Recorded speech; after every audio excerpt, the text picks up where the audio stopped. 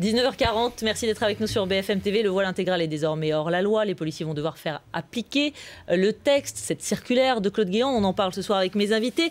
L'UMP Bruno Béchiza, secrétaire général du syndicat de police Synergie, officier, bonsoir. Ex-secrétaire général, secrétaire national UMP. Secrétaire national UMP. Et merci de la précision. Emmanuel Roux, bonsoir. Vous êtes secrétaire général adjoint du syndicat des commissaires de police. C'est exact. Bon, jusque-là, j'ai tout bon. Merci à vous. Messieurs, voilà, on a vu déjà aujourd'hui de premiers événements. On va y revenir dans un instant. Moi, j'ai envie de comprendre très pratiquement, là, ce soir, comment les gardiens de la paix vont être capables d'appliquer cette circulaire, cette loi de Claude Guéant. Bruno. Peut-être, je laisserai Emmanuel Roux maintenant donner le point de vue de la hiérarchie. Moi, j'aimerais quand même revenir sur un fondamental pour vos téléspectateurs. Cette loi, on se rappelle dans quel cadre elle a été faite, n'a jamais été prévue comme étant un outil policier répressif contre qui que ce soit. Cette loi est un message du vivre ensemble. C'est avant tout cela. Et quand on parle, et c'est pour ça que j'espère qu'Emmanuel Roux expliquera les deux mesures qu'il y a dans la loi, que ce soit la contravention ou que ce soit le délit pour si on force quelqu'un à se dissimuler le visage, c'est vrai que certains de vos confrères, pas vous, ce matin s'attendaient que tous les policiers sortent des commissariats et que les commissaires de police leur auraient donné comme instruction d'aller arracher le voile à certaines femmes qui l'auraient porté. Je pense qu'on n'est pas du tout le législateur, le ministre de l'Intérieur par la circulaire qu'il a fait, n'est pas du tout dans cet état d'esprit, c'est de dire on pose les interdits. Il y a quand même des amendes. On pose les interdits, on pose la sanction, on explique concrètement, et Emmanuel Roux vous l'expliquera peut-être, sinon je reviendrai dessus, mais ça ne me dérange pas, mais c'est plus son rôle aujourd'hui, comment on pose cet interdit, qu'on dit, alors bien sûr, il y a eu des provocations, vous pouvez s'en douter, on va parler d'aujourd'hui, effectivement, mais cette femme handicap qui arrivait d'Avignon en train. Ces provocations, ça n'est pas la règle. On est dans une phase où on affiche aujourd'hui la loi républicaine. J'entendais certains propos, je le répète, on est face à une loi votée par les représentants de la nation. Et si on prend Bruno Béchiza juste avant de nous donner la parole, Emmanuel Roux, effectivement, cette femme en niqab, interpellée devant Notre-Dame à Paris ce matin, avec effectivement ce petit attroupement, interpellée, mais pas verbalisée. C'est un peu l'illustration de ce que vous nous dites. Alors, on va voir. La pire des choses aurait été de tomber dans le panneau. Ça n'aurait été ni bon pour les policiers, ni pour la hiérarchie, ni pour le ministre, ni pour le législateur. Alors, du reste, je note quand même un silence là-dessus. Quand je vous parle de la représentation nationale, une fois que la loi est passée, elle représente la nation. Il y a quand même un silence assez particulier du Parti socialiste. Alors admettons, Emmanuel Roux, donc ok, on parle quoi de pédagogie avec Bruno, on parle juste d'explication de texte, on parle juste de donner aux gens la marche à suivre, mais il y a quand même une amende, elle existe cette amende de 150 € pour la moindre, parce que sinon ça peut être encore plus. Alors, on est sur un débat qui date de pratiquement 2 ans et demi, ou depuis 2 ans et demi, tout le monde, parlementaires, élus, chercheurs, philosophes, sociologues, cherche comment gérer le voile. Bon. Il n'y a pas d'unanimité sur ce sujet. Il y a encore des débats qui sont assez lourds. La loi a tranché, donc nous on est républicains, on va appliquer la loi, mais on va l'appliquer avec beaucoup de discernement, même si ce mot en fait cache souvent un piège, parce que les policiers sont devant un double mauvais choix. Soit ils interviennent, parce qu'on leur a transféré l'arbitrage final, ce que des parlementaires, des philosophes n'ont pas réussi à faire. On a passé le ballon aux 3 carrels, et le 3 carrels, c'est le policier de terrain qui se retrouve avec la ligne blanche, et en face de lui... Exactement. Alors, ce qui veut dire, par exemple, à Valenciennes ou à Trappes, prenons un exemple très concret.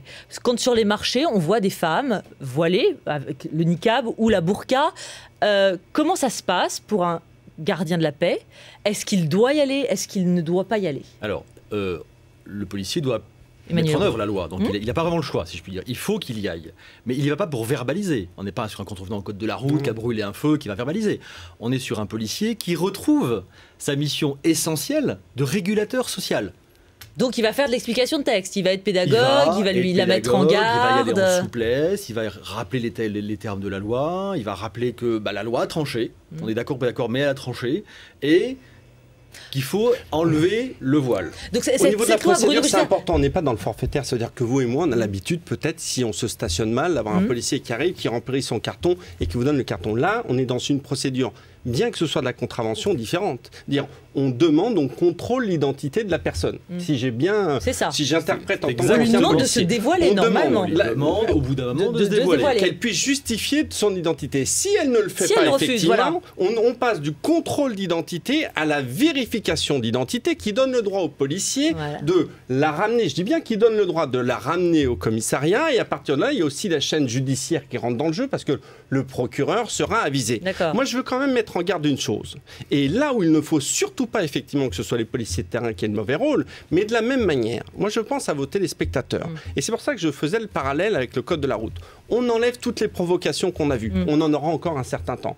Mais de la même manière, comme cette loi est passée, on ne peut pas se permettre demain de dire alors ça, ce type de contravention, on ne sanctionne pas. Par contre, le délit routier, on le fait systématiquement. Donc c'est une loi qui sert à être pédagogue, c'est ça? C'est ce qu'on comprend? À réaffirmer certains principes. Mais enfin, on ne fait pas une loi pour réaffirmer certains principes. Attendez, hors plateau, on vous rappelait que Monsieur Roux et moi, très jeunes policiers, à l'époque, obligeons de jeunes individus qui avaient des casques et des cagoules de les enlever pour un principe, c'est qu'on ne circule pas sur la voie publique en ayant un visage dissimulé.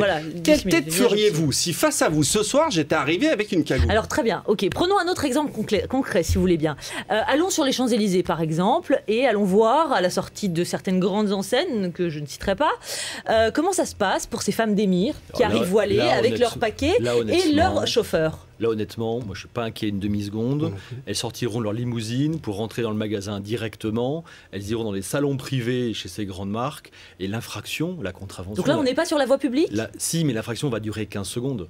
Les policiers, en tout cas, ça c'est sûr, n'iront pas traquer la femme voilée et n'iront pas chercher. Il y a d'autres intérêts que dans ce cas, non? Le temps de police, c'est comme le temps d'antenne. C'est pas un peu deux poids deux mesures? C'est un peu contraint. Donc on fait des choix. Vous faites des choix pour votre antenne. La police et les policiers, les commissaires de police, qui sont les chefs de la police, feront des choix dans les priorités. C'est une contravention de 2e classe. Elle est vraiment très bas dans le code pénal. Donc on s'occupera avant tout, des voleurs à l'arraché, des cambriolages et des braqueurs. Et le débat, c'est le vivre ensemble. Moi, franchement, j'ai des enfants qui vivent en Seine-Saint-Denis. Le débat, c'est pas la personne qui, une fraction de seconde, sera sur les Champs-Élysées et repartira avec son jet privé. C'est ce que je vois, moi, citoyen de la Seine-Saint-Denis dans certains supermarchés. Moi, c'est ça. C'est le vivre ensemble. On sait qu'il y a des départements. Ma relation à l'autre dans ce vivre ensemble. C'est ça que c'est la question que pose cette loi. Dans ces départements, dans ces zones sensibles, typiquement, on a parlé de Vénissieux, de trappes sur les marchés. Si les policiers arrivent comme ça à bord de cette femme ou ces femmes, on n'est jamais à l'abri d'un attroupement. Mais on n'est jamais à l'abri du ton qui monte. Est-ce que là, vos gardiens de la paix, ils ont reçu une sorte de formation? Est-ce qu'il y a effectivement qu'est-ce qui se passe? Quel est le... Tout le monde met en exergue le 93. Bon, tout ça, moi, je trouve ça assez détestable. Nos locaux syndicats sont à la Défense. On sait qu'il n'y a que 2000 femmes qui portent la niqab ou la Défense. Moi, tous les jours, je vois des femmes qui sont volées. C'est pas une zone sensible, la Défense, ce que je sache. Bon.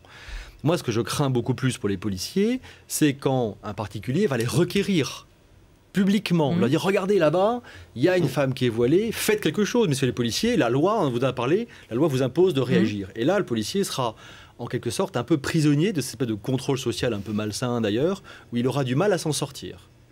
Est-ce qu'on risque pas quand même un peu la désaffection de l'engagement citoyen avec ce type de loi? Vous avez questionné votre fille? Si vous en avez une à ce sujet, moi j'ai une fille de 15 ans. Là aussi, on parle quand même, du vivre ensemble, de la dignité. C'est pas pour rien que la loi... Le vivre ensemble pour ces femmes, est-ce que c'est pas avant de leur interdire? Permettez, ce n'est pas pour rien. Vous avez précisé, je pense que pour le téléspectateur aussi, c'est important. Le fait de porter le voile, c'est une contravention. Le fait de forcer l'autre, et on a certains cas de figure, à porter le voile, c'est un délit. Donc on voit bien, à travers cette différence de mesure, le but de cette loi. Merci messieurs, merci Emmanuel Roux, merci à vous Bruno Béchiza, merci messieurs de m'avoir accompagné ce soir en direct dans le 19h de BFM TV. Tout de suite la météo de Philippe Verdier et puis le 20h qui vous est présenté comme chaque soir par Thomas Soto. Nous on se retrouve demain même heure, même endroit.